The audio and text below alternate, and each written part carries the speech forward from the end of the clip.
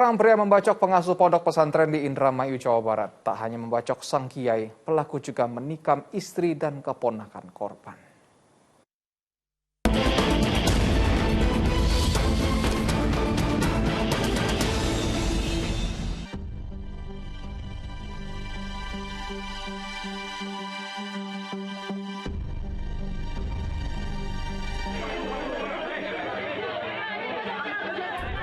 Gaduh, suasana menegangkan terjadi saat warga dan para santri mendapati seorang pria tengah membacok pengasuh pondok pesantren yang biasa disapa dengan nama Gus Farid.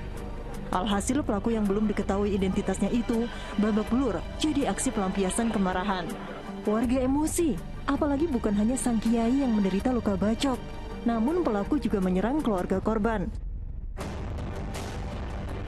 Peristiwa berawal saat pelaku mendatangi rumah Gus Farid dan menanyakan keberadaan korban pada malam hari. Tak ada di lokasi, pelaku malah menikam istri dan keponakan korban dengan senjata tajam arit hingga bercak darah bertebaran di lokasi. Tak sampai di situ, orang tak dikenal itu lalu mencari sang kiai ke musola di Kerangkeng, Indramayu, Jawa Barat. Mengetahui korban ada di dalam, pelaku masuk ke barisan para santri. Tak disangka-sangka, ia membacok tokoh Nahdlatul Ulama atau NU itu. Dari peristiwa ini, istri korban menderita luka yang paling parah hingga masih harus menjalani perawatan intensif di rumah sakit. Sementara sang kiai yang menderita luka bacok di kepala dan wajah sudah diperbolehkan pulang karena kondisinya telah membaik. Sang kiai itu pun juga dijenguk oleh Ketua PCNU Kabupaten Indramayu.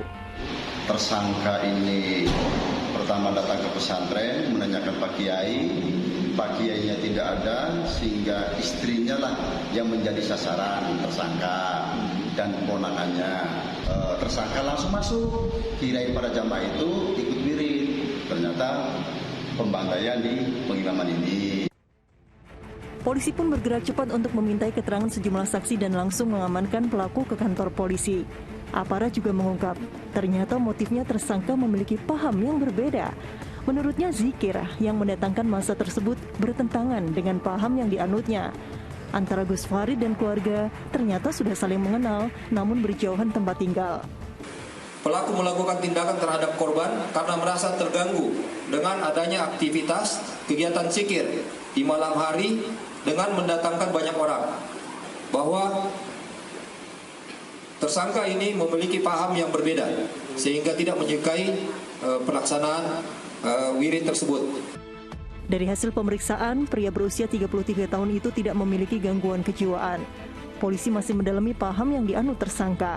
Kini ia terancam hukuman 15 tahun penjara. Tim Liputan melaporkan.